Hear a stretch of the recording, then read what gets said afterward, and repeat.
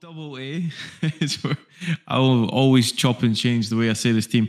Kind of just like closing thoughts on these guys. They're really entertaining. And I mean, I'm always excited when I see these guys take to the Rift.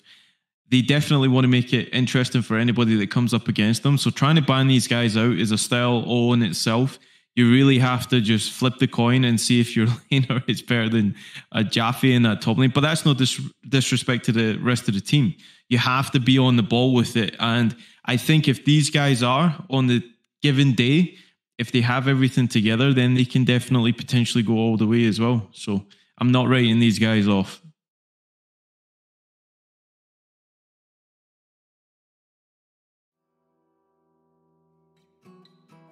Hello and welcome, everyone. And that was a quick break. We are jumping into game number 4 between Team A and Team In the Trees after those nice words from Lamb. And I am joined here on the desk by Irina. How you doing?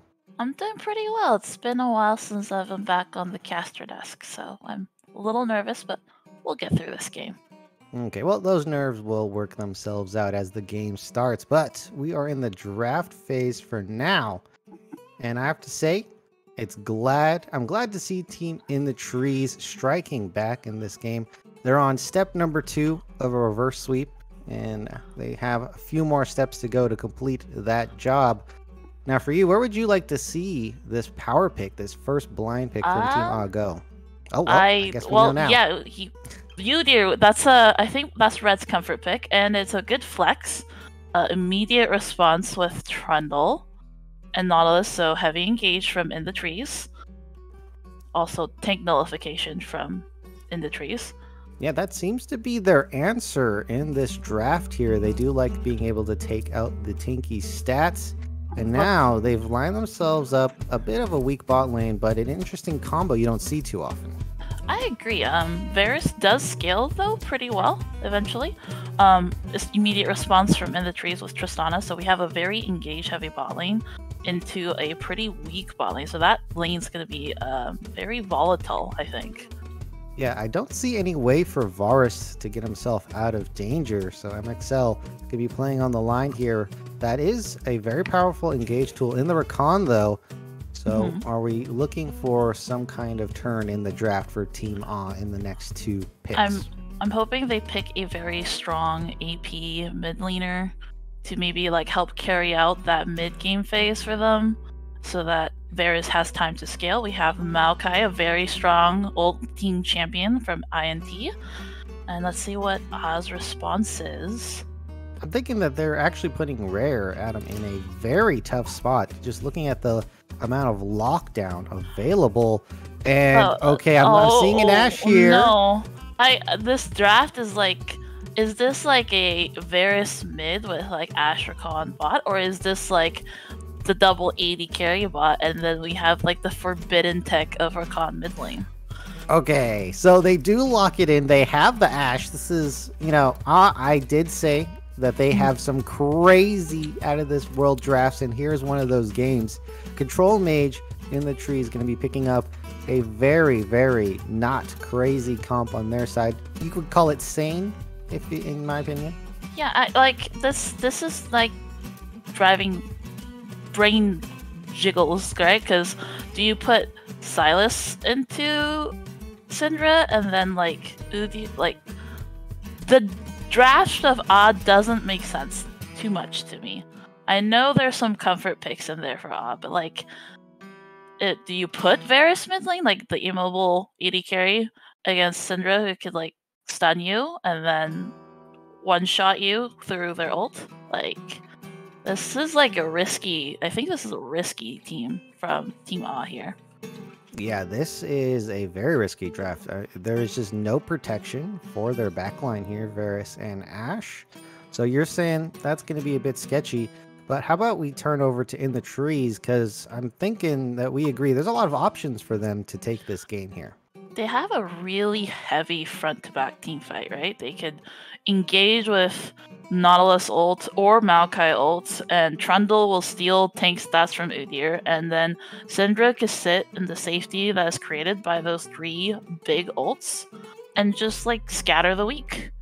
And Tristana just shoots from the side, and we have like a perfect front-to-back team comp from In the Trees that could pick people with Syndra stuns. All right, so it's looking like we're leaning in the favor of In the Trees here.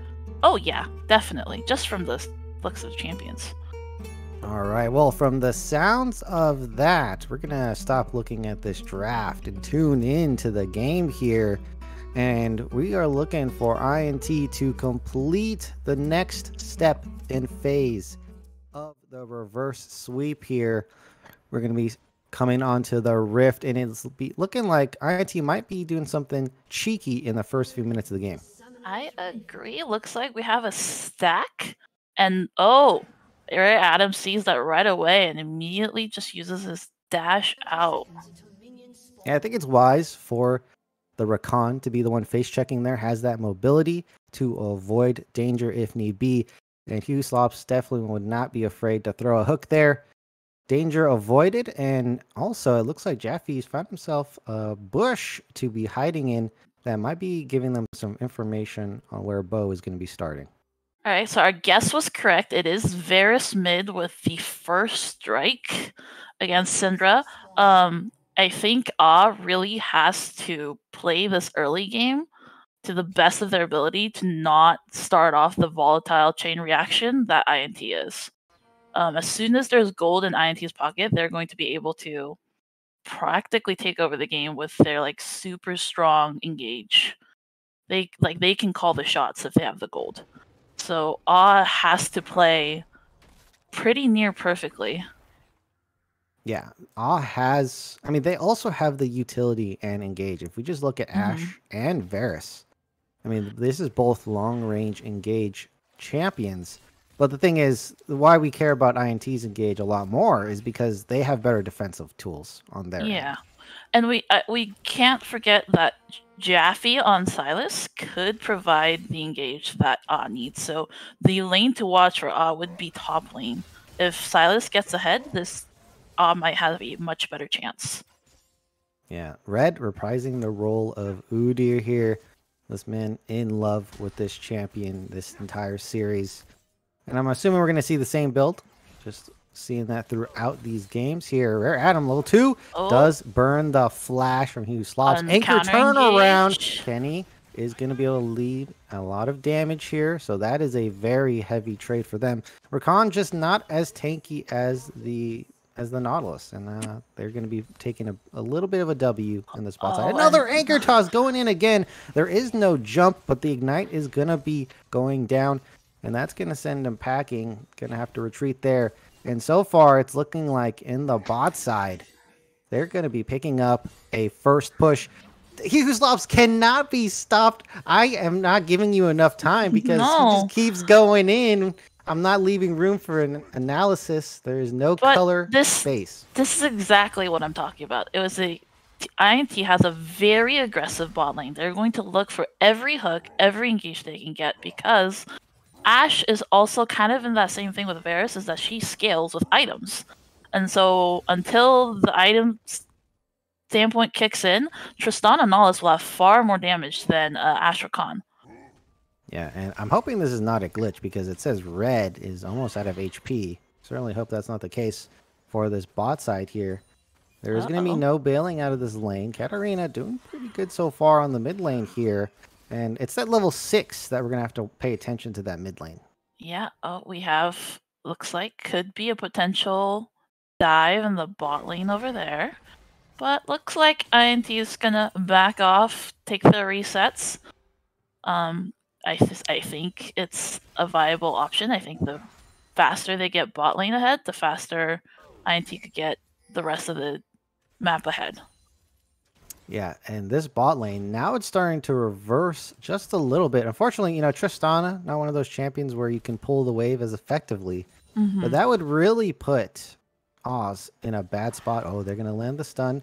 Rare Adam trying to make some effectiveness here. Kenny going in for the all-in. Exhaust going to come down. That's going to be a lot of damage mitigation. MXL has no mana, but is chasing down this Tristana. And that's going to force out a rocket jump. Yeah, that's going to be a very close call for both of those 80 carries. Rakan just chilling in the mid lane, trying to get this wave out. And so that's going to be resources being poured into Katarina. Top side, Broccoli doing all right on the Maokai. I think this is going to be a CS advantage for the Maokai of all champions here. Yeah. Going back to bot lane, though, as you mentioned, like, Tristana can't hold waves very well. And that is one thing Ashe can do super well. So maybe the strategy here for Team AAA is to hold the wave near and close to them and just scale it out. Yeah, they'll certainly be able to do more damage in these team fights just due to the Ashe slow utility and the Rakan engage. Another anchor toss landing. They have the full combo. Rare Adam, though, has the mobility to get out for now. And the calls are coming closer and closer as resources are being burned from the bot lane of AAA here. And now I got to ask you, where do you want to see this jungle attention? Because we haven't seen too much as of yet. Both junglers kind of in a watch state at this moment. I think that Red wants to probably either mitigate bot as much as possible or get Silas ahead. Silas is one of those few champions that could really go dive into the backline and actually be okay in a 1v2 situation. All right, TP coming down. Red getting an engage. Rare Adam does hit the knockoff. Slops is going to be able to anchor toss out, but now they have to turn it around, and that's a first blood to bow explode.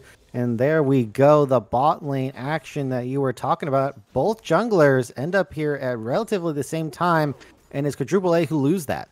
Yes, AAA did not have the benefit of their mid laner, whereas INT sent Syndra down, threw all of those balls, and we have more action. Never mind. Too close to the tower. You got baited, I got you baited.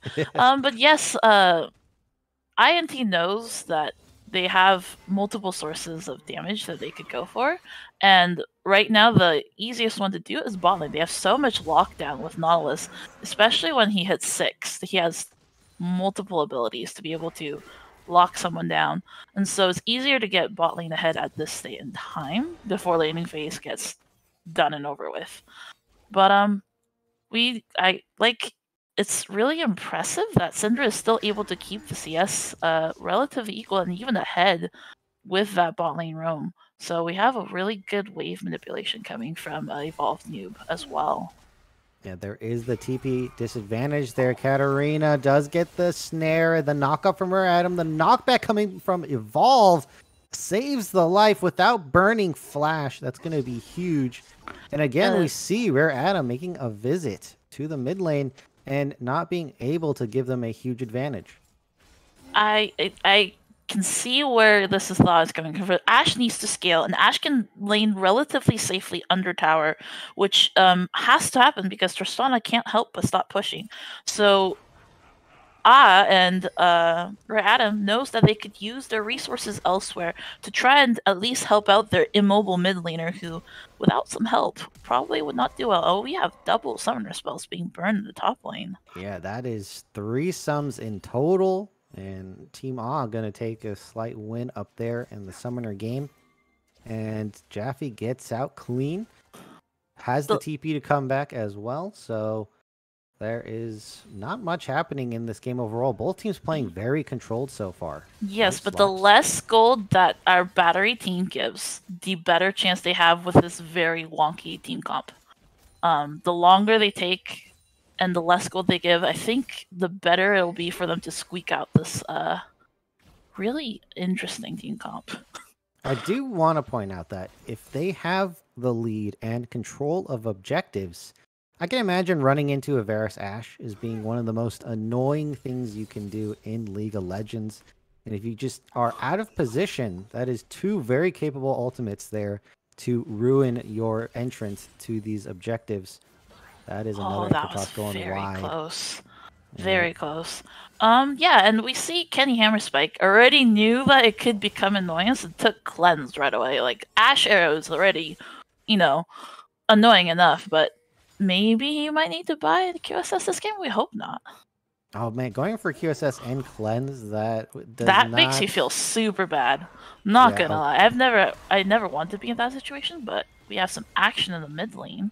Okay, a little bit of confusion as mid laner and jungler synergy looks a little bit off right there. Going in, going out, who knows? Rock Lee versus Jaffe here. It looks like Silas has no hope of winning that matchup, it seems. At the moment, Maokai rushed the Spectre's Cowl. So at the moment, Silas doesn't do a lot of damage, and Maokai with the recent buffs definitely has more of that max health percentage damage. And so right now, unless Silas finishes a couple items, maybe even build some spell pen in his boots, he's not going to do much. Yeah, they definitely are going to be scaling on the top side for in the trees here. Maokai going to be a huge player. We see it at Worlds, and we're seeing it here in FOFE. Another stun being hit by Evolve. Doesn't get the max damage, but the CC is enough to win the trade. Bot side plates are coming down. The Anchorman is walking down to bottom lane. Does not see an opportunity though. And so far, Ashe ends up being up in CS. Yeah, but it's okay, I think. But at the end of the day, we still have. It's still in INT's favor. Like, they just have so much that they could use to start a fight and ignore the disengage from our battery team. I'm gonna call them batteries. You could call them battery. Easier. Low voltage is another good one. Oh, the anchor toss gonna land with the pillar combo. This Varus has nowhere to go. Red running into a 2v1. Doesn't care about it. Evolve here. Gonna be here to land. The CC gets ignored. The knockup gonna land Red. Gonna charge right back out. And somehow this Udyr makes it out alive in that 2v1 scenario. And now he got the Bonnie Cinders, the extra health. Yeah. He got a little bit of MMR and exactly what he needed against that Syndra. Hopefully he'll be able to build more fairly quickly because pretty soon Syndra's going to start chunking. Yeah, it has the Leandries as well, so that's going to be able to help cut down the tank in the front line here. And with this dragon spawned, who do you think is going to take it? I think if can start picking someone off or controlling the vision, controlling the choke point so that they could fire Varus ult in to the team fight, they'll probably be able to fight and get the Drake. However, it's definitely easier for INT to charge in, as long as they charge in from the river, from mid lane rather than from a choke point. But Oh, there if it they is, the catch charge something in. out, Oh, but it's on red, the tankiest member. They thought they could burst down this Udyr, but the flash over the pillar is going to save him. And now Ashe is going to return the favor. Broccoli burning the ultimate here. They catch the Udyr again, all alone. Do they have enough damage? They do. Boexplode gets the kill. And do they have enough members, enough power on the side of... Oh, they're going to go for it. Rare Adam gets engaged on two with the counter members. ult. Jaffe does get down another member. MXL doing damage, gets stunned, but Evolve, I don't know if you have enough damage for the exhaust. Going to counter the burst as well. Kenny is limping away. And team, clean win in the very first 5v5 of the game. Yeah, so INT had a bunch of those team fighting tools, and they burnt it practically for one person, for Udyr, because MXL was able to flash out of that Maokai ult. So the battery team essentially sacrificed their jungler, knowing that Silas was on his way, and he was able to counter engage with his little more AP amplified Maokai ult, and it caused chaos. And I think that's what our battery team wants, is they want chaos on the back line. And they chose to build around that. If we look at INT's comp, their damage members are the Syndra and the Tristana. These are burst champions. They're not sustained damage champions. So when they engage on this Udyr, you have to think that that might actually just be a mistake, even if it is a free kill. It's a huge mistake, because if they can't burst out Silas or even Ashe, those are actually some pretty consistent points of damage. Silas, yeah, he doesn't burst, but he's able to... He's able to, sustain it with his short cooldowns eventually. Oh, they catch Red again. He's going for the smite steal, but he couldn't get it. It looks like Henry's going to try to peel it off here. He slops, ends up being caught up on the backside. MXL with the ultimate does stun it up. Rare Adam running into 5 members. They're going to pick up one, but now they have to get out. Doesn't look like Mao's going to let that happen. Evolve picks up an ultimate, gets a kill, and, well, they pick up a dragon as well as pick up some kills. But Jaffe might take this top tower here. They're taking advantage of everyone being focused on the second dragon of the game. Yeah, they do make that trade. I mean, Jaffe wasn't there at all, so they lose out on the dragon contest. You have to think that you either go for the steal, so you just lose red, or you go for this turret. And now the CC going to be landed up. Jaffe just greeting, and this is probably a kill over, but can he get the trade kill? Flash being burned. Almost. He does pick it up with the ignite on the back end. So remember how I said Silas can easily 1v2? Maybe he can 1v3. So at this point, yeah. How did he get the kill? I'm confused now. I thought it was ignite. He has Leandries. That was just a pure Leandries? Yeah, that was a Leandries proc, and I think Syndra was close enough. No, she was not close enough to range minions. So yeah, that was the Leandries proc. That is surprising amount of Leandry's damage. I didn't know it would do at least 100 to a Syndra, of all things. Due to that play, it looks like they're going to have some prio onto this Rift Herald.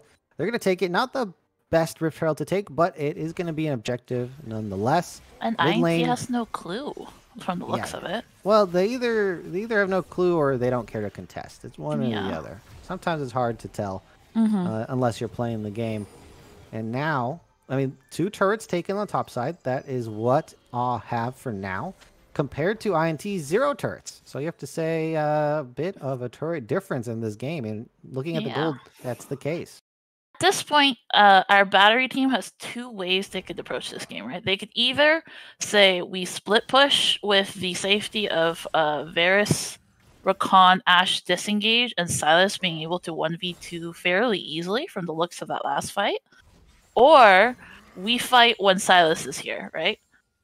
And I personally, I think it'd be a much more exciting match to see if Silas can join in on these 5v5 team fights, because it'll be more kills. But I think it might be smarter for our battery team to have that splish push type of approach. Interesting. Now, this is a new Silas build, and it might be a smart adaptation in this game. 3 frontline members, Nautilus, Maokai, and the Trundle here. Jaffe going to be going in for an all-in on this Syndra. Doesn't look even close. And now mid lane, Red charging in on the Udyr. Kenny trying to get damage back. Isn't going to be able to. MXL stops him in his tracks with the ultimate. Turns around at the last minute, and now, picking up advantage again. Yeah, and it looks like is taking the split push thing very literally. It's a 1-3-1. And not in the typical way either. We have Varus in the top lane just farming it up. We have Udyr Rakan being able to protect Ashe, and Silas doing his Silas things, being the mage bruiser assassin that he is. Yeah, I hate going against him, you know? Jaffe on the Silas, even though building Leandri's has enough burst damage for the Syndra and more. And Bow Explode going for the Tiamat again for the faster clears. Anchor Toss gonna go wide. Unfortunate for he who slops. And now, I mean, this is a clear advantage for Team A in this very important game that INT needs. Yes, definitely. But I think wants to try and end this. They want to try and keep pushing their advantage. And like that's normal, but I think the longer it goes, like INT does have pretty good scalers. Syndra, whenever she gets all of her fragments, is gonna start doing a ton of damage and get free mana. Whereas Tristana, the more items and the more levels she has, the harder she hits. Yeah, Syndra, the new Syndra. You get free everything. You get an execute, you get free damage, true damage, and you get free mana and free AP. So it's all in the kit. It just needs time. They're following through a choke point, though. And I don't know if this is advisable for Team A. Yeah, Team A wants to control the fight themselves. They want to be the one, the choke point, and having INT check in on them. But we are seeing another big team fight. I'm really curious to see where it's going to go. If Jaffe could try to dive in the back here it is. And now he slops in the front line, gets melted instantly. Kenny lands a great ultimate, tons of damage, but then the turnaround coming from Team A. MXL's free firing on the backside. Kenny has to run away. They ran out of damage in the trees, didn't have enough in the tank to win that team fight in the 5v5 front to back. They have to find the flanks. I'm not gonna lie, I really underestimated how much of a tank Udyr can be, and how much chaos Silas could really sow. We had Red here tank so much damage that both Ashe and Varus was able to solidly free hit after that Scatter the Weak for a good solid 5 seconds. So look here, we have the engage from Nautilus, we have the peel back from Varus, we have Syndra trying to burst down, but that crucial exhaust timing right as Syndra shot her ult, that really helped out our battery team there as well. Yeah, Syndra getting exhausted multiple times with the ultimate, and that is a huge damage cut for her burst potential. And for a team where you need that burst on the right carries, and then the carry having the exhaust, that must be so frustrating for Evolved Noob. Yeah, that is going to be frustrating. And Kenny finally dropping in that fight as well. Bo being caught out, but Jaffe's really low. Has the stopwatch, so going to burn that. The Q going to land at the proper timing. Bo is going to flash out. Might be a waste, but is stalling time. It eventually will fall. There's just nowhere for this troll to go. Definitely not going to get an execute after that. MXL picking it up with the red buff double slows. Rare Adam flying in like a superhero. And, I mean, so far, I think the biggest criticism we have to levy at INT is just no flanks. You can't win the front to back. It's not going to happen. They either need to look for picks where Ashe and Varus are alone, or relatively alone, or they need to look for a flank, because they have so many engage tools.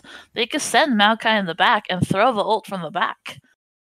Or they could have Trundle just ult Ash and zone in on Ash and never care.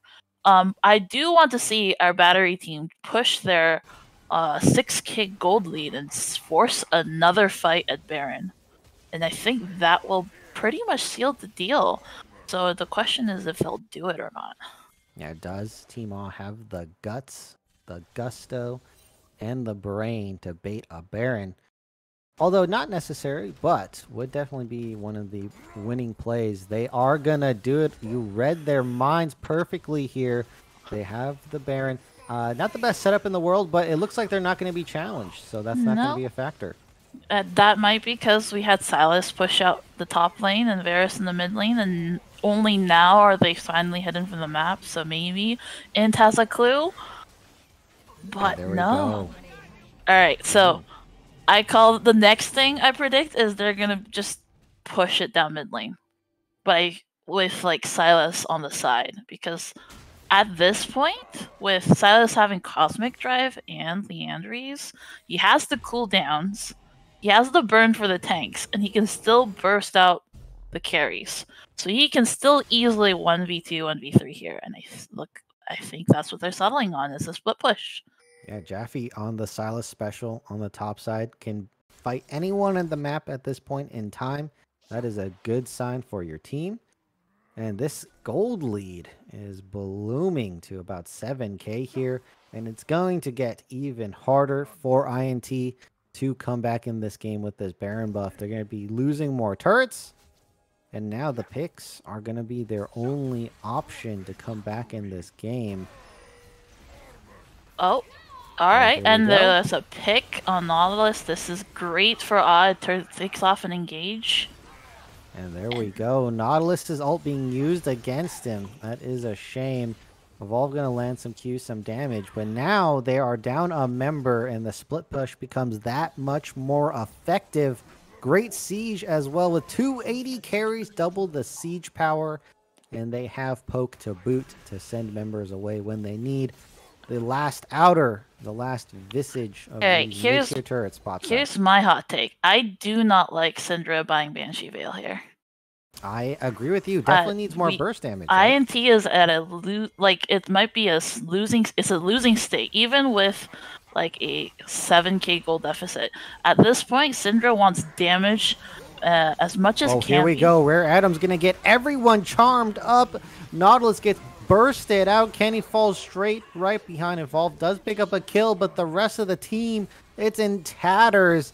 And now with the Baron, they have clear option to take this turret. Inhib, they're not going to be able to get the second one, I believe, but they could just go for the win. What do you think here, Arena? I think they should try it. They still have, but no, they're not. But they have the they have Varus, and Varus can auto those towers really quickly. But yeah, back to my point. I actually don't like the Leandries either.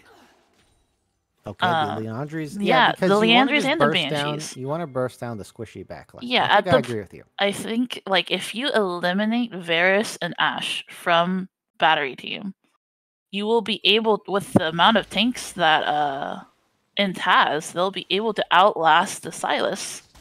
And what's Udyr gonna do, other than maybe pick off one of your carries, right? So I would have loved to see like Luden's Shadow Flame here. Yeah, I'm surprised Red has only died 2 times in this game with this Trundle. He has the Anathemas on Syndra, I believe. That's a smart pick. That's all he has to do is the Anathemas on Syndra, and then build armor, because everyone else hits with mostly armor. Yeah, Red full tank build this time around, and it's working wonders for the team. He's filling in the one. He's filling in as the one tank. On the backside. Yeah. Yubi is in the front. Yubi Red in the front line. Nautilus is going to get burned down again. This man cannot survive. Kenny goes down, and that is the key damage member for INT. It's a complete wipe here as quadruple A clean up this team fight. They don't even need to take the dragon. They see the gold in their eyes. They're going to end this game right here. Irina, we only casted 1 game. But it was a decisive one.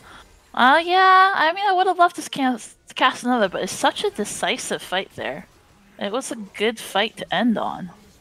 Yeah, they end it in style. Yeah, I mean, Int clean. found the one hook that they wanted, which was on Ash, but they just didn't have the follow up that they needed to try and pick her off quickly.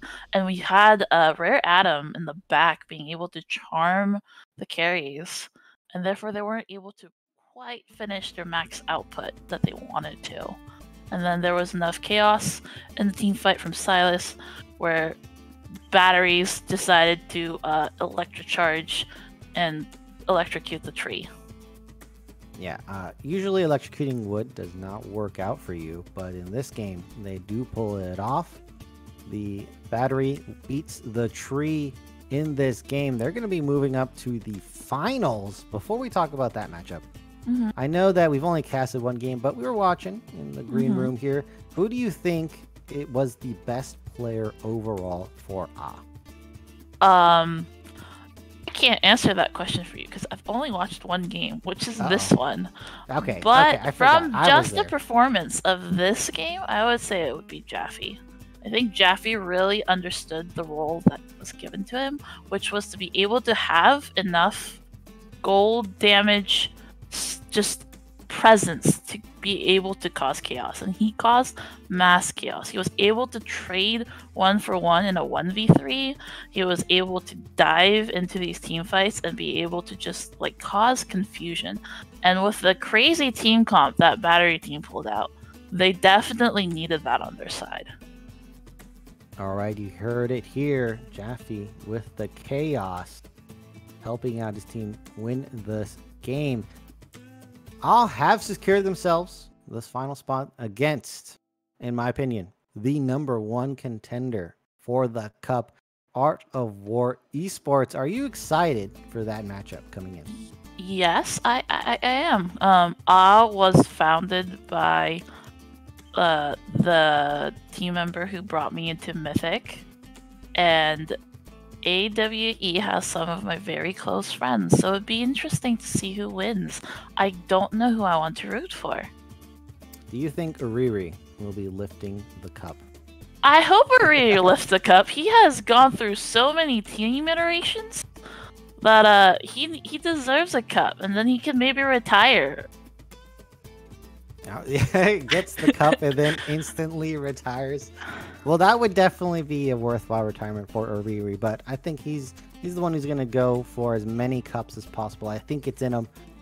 As we are closing out this stream here, that's going to be the game, but not the stream necessarily. We have an interview coming right up. It's going to be Katarina and Red. That's going to definitely be a doozy of an interview. And thanks, guys, for watching. I was Crims, and I just play-by-played one game.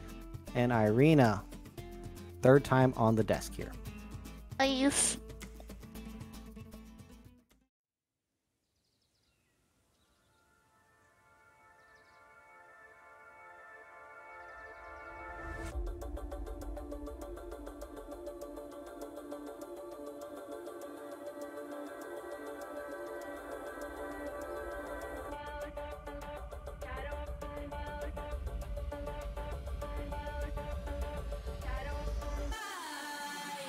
Cause you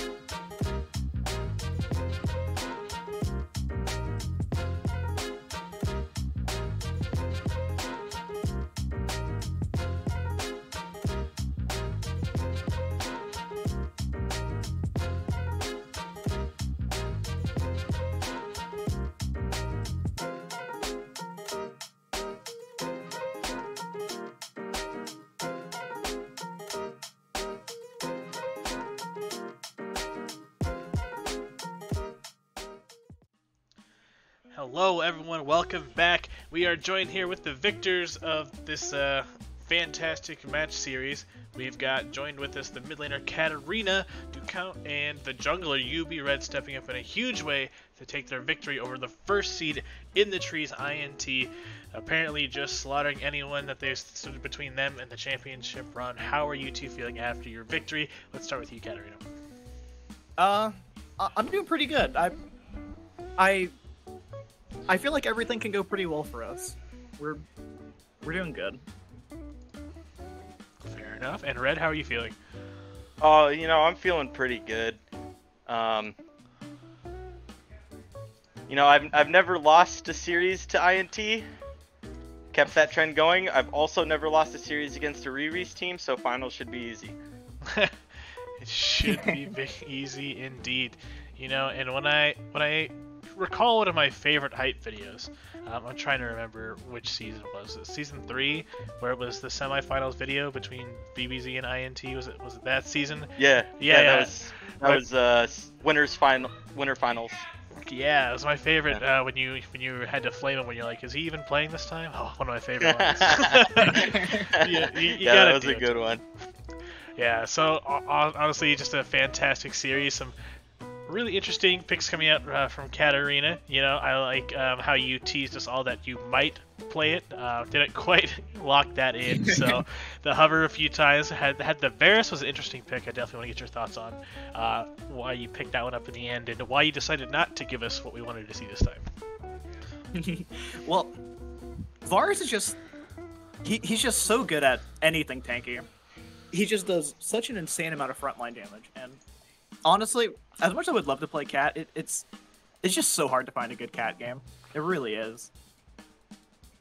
Fair enough. Definitely a lot of things that could stop and interrupt you, so that's probably what it was, having to do the right thing instead of the fun thing, which we could have seen in this game, but if nothing else, we didn't want to bust out the Silver Scrapes this time. And on the flip side, the not so diverse picking coming out of this series. Red, how does it feel to be a half Udyr at the end of this? I love playing Udyr. I've been begging Utility Monster to let me play at top lane this entire season, and he has not allowed me to do it, so I'm just really happy. Like, I don't even care if I'm stuck on a Udyr duty. It's a good time for me. Yeah, fair enough. Finally, being able to get away from the draft tyrant himself that he's earned the title for, so that's gonna feel pretty good. Definitely, especially in the first few drafts, the first one and the second game, they seemed to go fairly quickly. It seems like you all had some prep for what you wanted to accomplish as far as the drafts went between the first two games and maybe an afterthought afterwards. Did it play out exactly what you were expecting? And did you kind of get the things that you wanted and saw the picks that you expected coming out from INT as well on the other side? Yeah, game 1 was 100%. We basically had every single pick already pre-planned from both teams, and it was basically exactly what we thought it was going to be. So we were really happy that they let us get off that game. Yeah, definitely. it was definitely really surprising. I think with the commanding win that you had in the first game, it seemed like INT got at least 4 out of the 5 of their staple / comfort picks in that, and it definitely seemed like the early game was where they struggled the most in those first 2 games. And was that something you guys had prepared as far as like just kind of like survive lane and just kind of like smash through that way, or what was kind of the thought process from your side there, Katarina? I don't think I ever really planned on smashing lane. I'm not really the best lane player, so I kind of try to look to like farm and look for like roams or like just mid game scraps in general. Not really the best laner, but I love roaming. Shocker, I'm a Cat player. It's what I do best. Fair enough. Finding those advantages on the side are definitely some not so easy, especially with the wave balance and things how that played out. Definitely in the top lane, we had Jaffe coming through on some of those games and causing some chaos, especially in the last game with the Silas pick coming through. So I was just kind of curious, Red, in these games, what was your thought process for how you thought the key components of taking down INT was, and how you were able to make that happen from the jungle position on the Rift this time? My take on INT, and I don't know if other people in FOF have the same thing, but I feel like they live or die by Kenny, and So we really made it a point to try to get him behind, and that's partially why Game 3 didn't really work out so well. We kind of just gave him a free lane, and then I inted bot lane. So it was definitely focus Kenny was our game plan. Nice, and I think that played out fairly well. But overall, being able to take 3 wins over INT after how many? I think you guys took 1 game off in regular season. There's 4 games. Yeah. Through this. Regular season was 1-1. Yeah. So dope. So 4 wins total for the entire season over #1 seed. So congratulations once again. And now you'll find yourself looking across from the Rift next week, facing Team Art of War. So even though everyone memed about how hard it is for cast to say versus we have found ourselves in the most high stakes match possible for that. So was this something you all were expecting, especially being up against Art of War for the finals? And kind of where's your head at, and how's it feeling? I kind of memed about it earlier, but like, I somehow managed to be on the regular season on this team when I was playing mid lane, and I'm a dog shit mid laner, so like, I'm feeling pretty good about our chances. There you go. And from your side, Katarina, what are your thoughts on that facing Art of War? I think they're going to be good games. I think they're going to be a lot of fun. I definitely agree. I'm mostly memeing. Yeah. It's going to be a blast. I'm excited to play against them. I am too. As I recall, I think the record also is currently 1-1. So the battle for the superior team is still on the table, something we're looking forward to.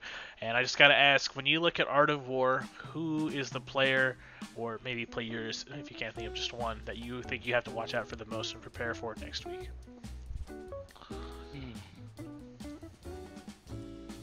I don't really think anyone stands out to me other than Guilty. I think I've played against all of their players in a competitive setting, whether it's Captain's Draft or in FOF, and I think that they're all really good in their role. But I think that Jaffe is without a doubt the best top laner. I think that Rare Atom is on par with a Riri, if not better. And Ahmed is subbing into the AD carry role, so I think MXL has the edge there. And then I think mid and jungle are probably pretty even. So I think we, have about 3 even-ish roles and maybe 2 roles that are just stronger. So I like our chances, and I'm excited to play AWE.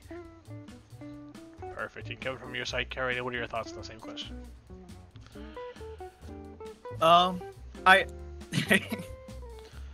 might be a little greedy, but I'm just worried about mid. I don't want to look too bad mid lane. As long as I don't end, I'll be happy. As long as I don't get lane gapped. For sure. As long as I get to see one Katarina game, I'll be happy personally. So we'll see if I got it's in you, the I got cards. you. Oh, okay, perfect. That's what Yeah, I got you. All right, everyone clip it if he doesn't. Make sure that we penalize him in season 7. So perfect. Right. Before we step away for the rest of the night, I just want to give you guys one opportunity to say anything you want to either Art of War or any of your fans or whoever you want to say, because you have the microphone on the stream. So starting with Katarina, you go first. I'm